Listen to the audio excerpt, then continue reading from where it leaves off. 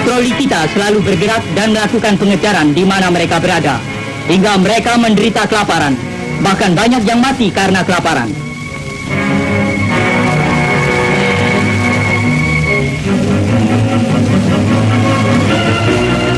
Menyebabkan banyak senjata yang mereka buang begitu saja karena tidak kuat membawanya.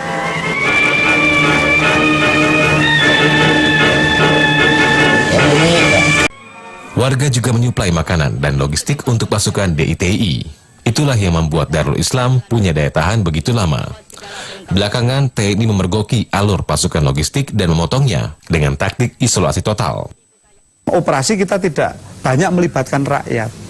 Nah ini, disitulah yang mengilhami dalam setiap operasi untuk keberhasilan harus melibatkan rakyat. Apalagi DITI, ini logistiknya dari rakyat, sehingga bagaimana memutus nanti logistik rakyat itu untuk bisa kita putus. Berikutnya, taktik pagar bedil. Jadi sebelum pagar betis ada pagar bedil. Jadi pagar bedil itu, jadi wilayah-wilayah yang dianggap ada kekuatan DITI itu ditingkar ya, ditingkar oleh pasukan-pasukan TNI. Oleh pasukan TNI.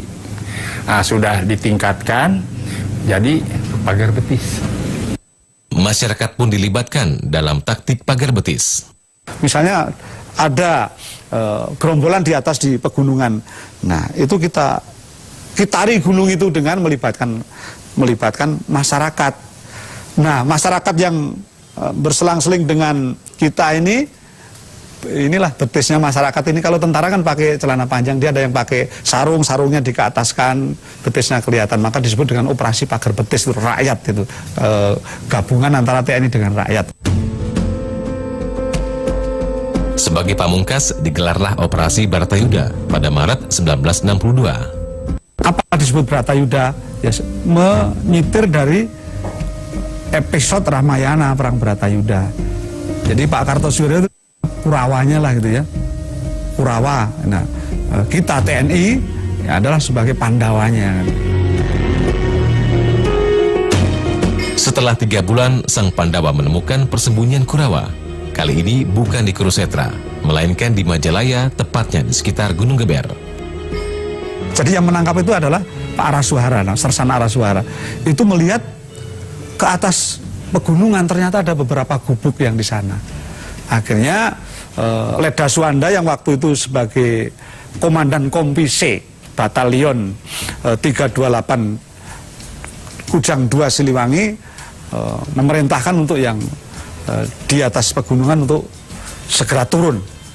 Nah, sementara tidak didengar, akhirnya dilakukan penembakan terhadap ini. Dan akhirnya terlihat dari atas gunung orang yang mengangkat tangan 2 keluar dari gubuk gitu. Ternyata dia adalah Aceng Kurnia. Aceng Kurnia itu adalah pengawalnya Pak Kartosuwiryo. Leda Suwanda bertemu kepada Aceng Kurnia, pengawalnya itu, bahwa di gubuk sana ada Pak Kartosuwiryo. Akhirnya dibawa masuk ke gubuk itu, bertemulah Leda Suwanda dengan Pak Kartosuwiryo. Karena mantan pejuang, beliau juga mantan tokoh Indonesia juga, Pak Kartosuwiryo mantan tokoh juga.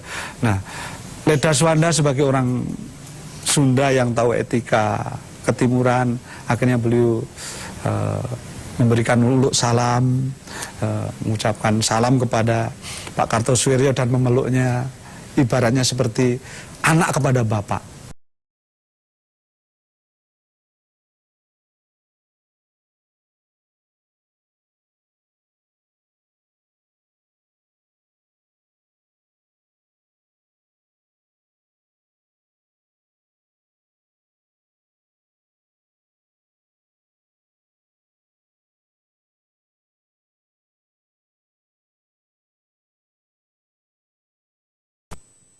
Perlawanan 13 tahun sang Kurawa berakhir hari itu. Selepas pemimpinnya ditangkap, pemerintah menyebarkan selebaran berisi himbauan kepada anggota DITI untuk menyerahkan diri.